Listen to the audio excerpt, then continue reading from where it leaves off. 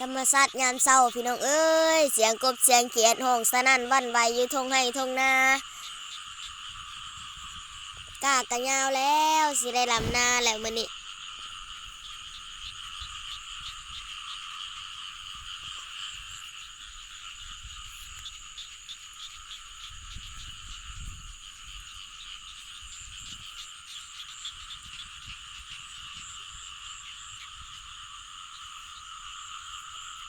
ลำนาพี่น้องเป็นท่าน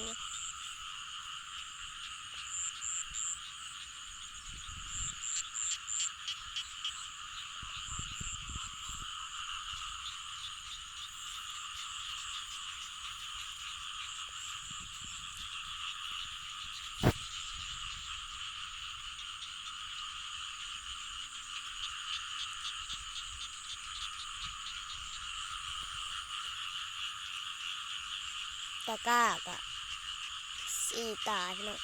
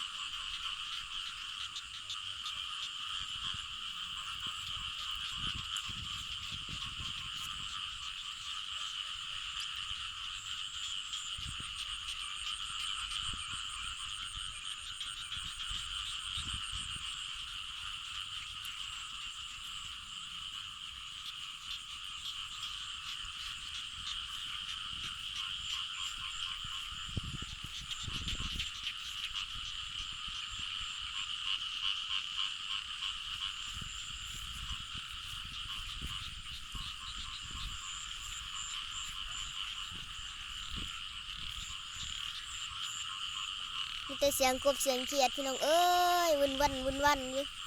ตื่นเช้ามาบรรยากาศยามเช้าเด้อนี่เด้อ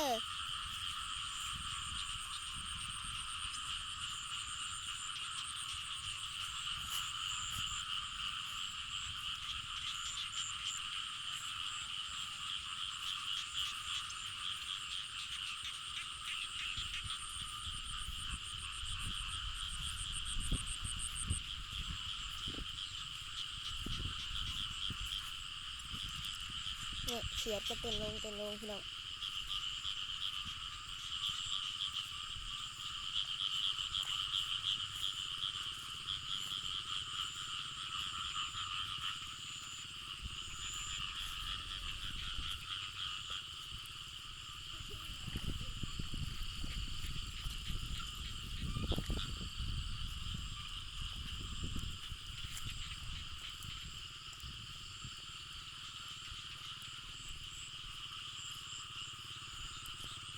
หน้าแคมบ้านพี่น้องเอ้ย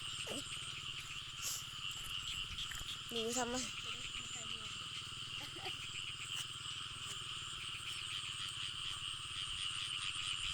อัดวิดีโอก่อนให้ทุกคนเรื่องนี่แหละ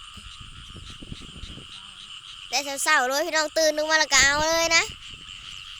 ขอบอยากให้ทุกคนเบิ่งอยากให้ FC เบิ่งท่านผู้ชมเบิ่งรับชมรับฟังหั่นน่ะเสียมันปะให้นี่เด้อเสียมันเด้อ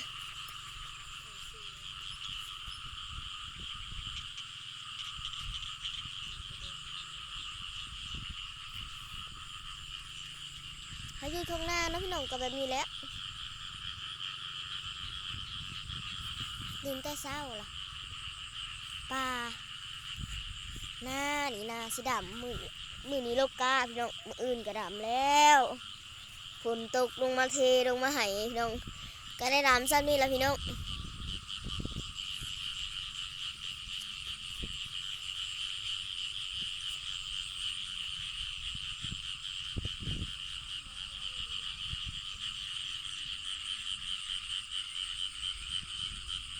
ขอลาไปก่อนเด้อเอาภาพงามๆมาฝากพี่น้องถึงใจก็กดไลค์กดแชร์นี่เด้อติดตามไว้เด้อเพื่อบ่ให้พลาดคลิปหน้าเด้อบรรยากาศยามหนาว